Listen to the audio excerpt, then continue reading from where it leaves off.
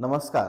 माझ्या चॅनलवरती तुमच्या सर्वांचं परत एकदा स्वागत. तर निफ्टीमध्ये आपण जो प्लॅन केला होता, निफ्टी आणि बँक निफ्टीमध्ये, त्याप्रमाणे मार्केटनी काही रिएक्शन दिली का? आपल्याला काही ट्रेड भेटली का? ह्याविषयी आपण ह्या व्हिडिओमध्ये चर्चा करणार आहोत. काल जे प्लॅनिंग केलतं त्याच्यावर डिस्कशन आणि त्याच्यानंतर उद्या आपण काय प्लॅन करू शकतो याच्यावर एक चर्चा. तर चला चालू करूया आजच्या व्हिडिओला. जसं काल एक मोठा फॉल होऊन गेलता, त्याच्यानंतर आपण एक डिस्कशन केलतं की आपल्याकडे एक रेजिस्टन्स एरिया होता निफ्टीमध्ये. आपल्याला एक गोष्ट माहितीये, निफ्टीनी ट्रेंड चेंज करून डाऊन ट्रेंड मध्ये मार्केट आलेलं होतं. तर आपण काल इथं मार्केट असताना कालचं मार्केट संपल्यानंतर डिसाईड केलं ह्या एरियामध्ये जर आपल्याला काही निगेटिव्ह प्राइस ऍक्शन जर भेटली तर आपण इथे एक ट्रेड प्लॅन करणार होतो. पण आयदर निगेटिव्ह प्राइस ऍक्शन नाही भेटली ना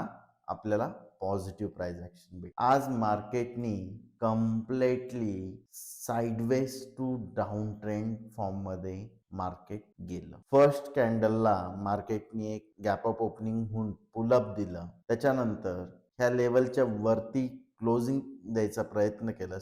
त्याच्या पुढची कॅन्डल डायरेक्टली मार्केटनी खाली घेतली. म्हणजे आपल्याला मार्केट इथं आलं डायरेक्ट खाली आलं. तर त्याच्यामुळं ह्या ठिकाणी आपल्याला कोणत्याही प्रकारची प्राइस ऍक्शन पाहायला भेटली नाही. आणि ही यू टर्न जो घेतला डायरेक्टली मार्केटनी, तर हा आपला ट्रेड करण्यासारखा एरिया नव्हता किंवा पॅटर्न नव्हता. आपण ज्या ठिकाणून डायरेक्ट मार्केट यू टर्न घेतं त्या ठिकाणी आपण शक्यतो ट्रेड अवॉइड करतो. त्याच्यानंतर परत एकदा मार्केट आपल्या रेंजमध्ये आलं, रेंजमध्ये थांबलं, खाली आलं आणि रेंजच्या खाली मार्केटनी क्लोजिंग दिली.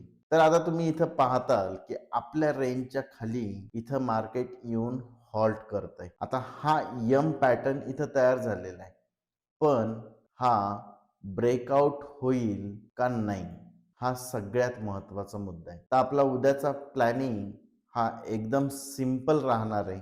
सिंपल असा राहणार आहे की ह्या लोच्या खाली हा एम पॅटर्न जेव्हा ब्रेकआउट होईल त्यावेळेस आपण याच्या खाली एक ट्रेड घेऊन, जर कॅन्डल क्लोज झाली, कुठेही कॅन्डल क्लोज झाली ह्या लोच्या खाली, तर याच्यावरती एक स्टॉप लॉस ठेवून एक ट्रेड आपण 23,500च्या लेवलच्या आसपास.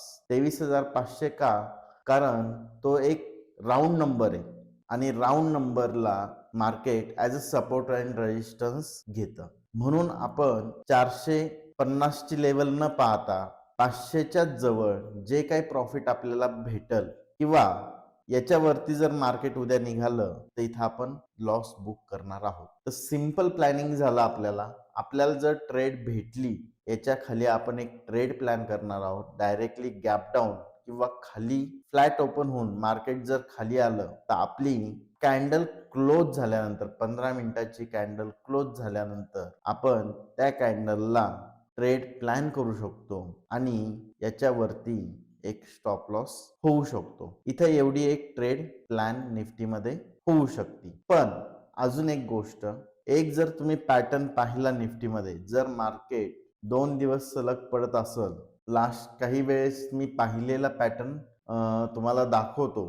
ज्यावेळेस पण मार्केट हॉल्ट घेतं 2 कॅन्डल पडल्यानंतर, त्याच्यानंतर मार्केट एक साइडवेज फॉर्म मध्ये जातं. आता एक मिनिट, आपण लास्ट टाइम कधी तसं झालतं, इथे एक जर सिनेरिओ पाहिला, टॉप पासून मार्केट खाली आलतं, 2 दिवस मार्केटनी हॉल्ट केला आणि परत खाली पडलं. त्याच्यानंतर अजून जर पाहायचं असेल तर हा सिनारिओ एक आपल्या जवळ आहे आणि आपल्याला एक नवीन लो कदाचित मार्केटमध्ये पाहायला भेटू शकतो. तर त्यामुळं हा पॅटर्न तुम्हाला अजून कोणाला जर भेटला, चार्टवर जर कुठं पाहायला भेटला तर तुम्ही नक्की पहा, कारण खूप युजफुल आहे.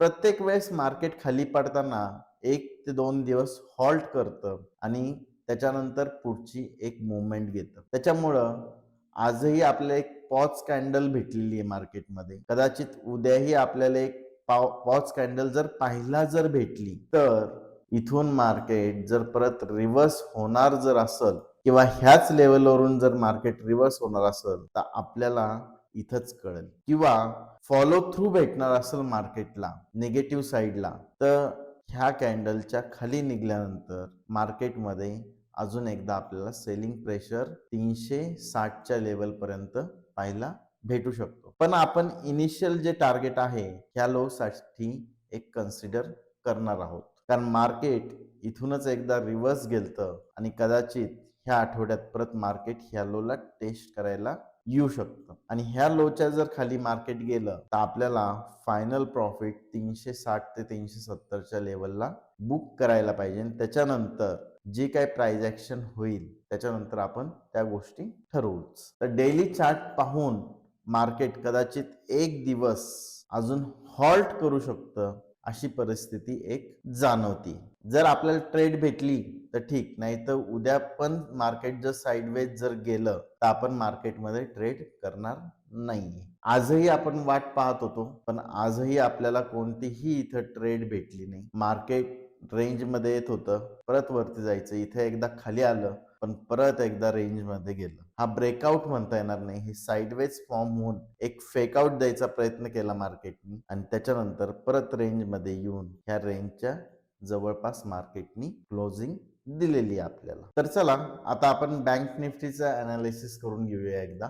जर बँक निफ्टी सुद्धा तुम्ही पाहताल तर एक sharp fall gap up opening होऊन as same as U turn घेऊन मार्केटने एक रिव्हर्सल दाखवला होता. पण ऍट द एंड मार्केट जिथं ओपन झालतं त्याच्या जवळपास आपल्याला मार्केटमध्ये क्लोजिंग भेटलेली, म्हणजे एक व्होलाटाईल बँक निफ्टी आपल्याला पाहायला भेटली आहे. जर डेली कॅन्डल जर पाहताल तर तुम्हाला सेम निफ्टी सारखी एक इनसाइड कॅन्डल झालेली दिसेल आणि कदाचित बँक निफ्टीमध्ये आपल्याला मगाशी बोललो होतो त्याप्रमाणे कॅन्डल्सही पाहायला भेटतील. उदाहरणार्थ इथून एकदा मार्केट पडलं, 2 दिवस हॉल्ट केलं, त्याच्यानंतर परत एकदा फर्दर डाऊन साइड आली. त्यानंतर तुम्ही जर इथं पाहताल तर 2 दिवस, 1 दिवस गॅप डाऊन होऊन खाली पडलं, हॉल्ट कॅन्डल बनली आणि त्याच्यानंतर परत फर्दर एक डाऊन साइड आली आणि लास्ट स्विंगच्या आसपास येऊन मार्केट रिव्हर्सल झालं. तर हा पॅटर्न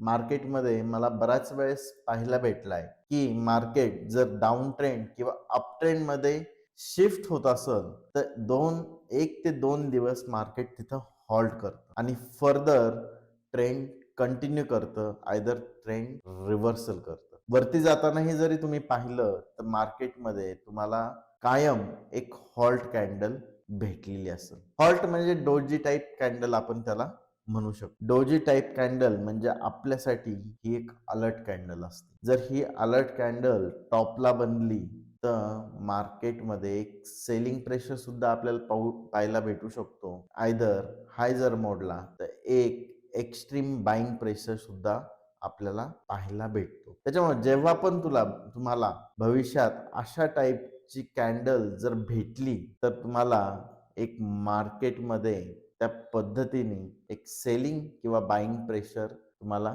नक्की पाहायला भेटेल. तर तुम्हाला हा व्हिडिओ कसा वाटला आणि जी काही इन्फॉर्मेशन दिली ती इन्फॉर्मेशन जर तुम्हाला आवडली असेल तर व्हिडिओला नक्की लाईक आणि चॅनलला सबस्क्राईब नक्की करा. धन्यवाद.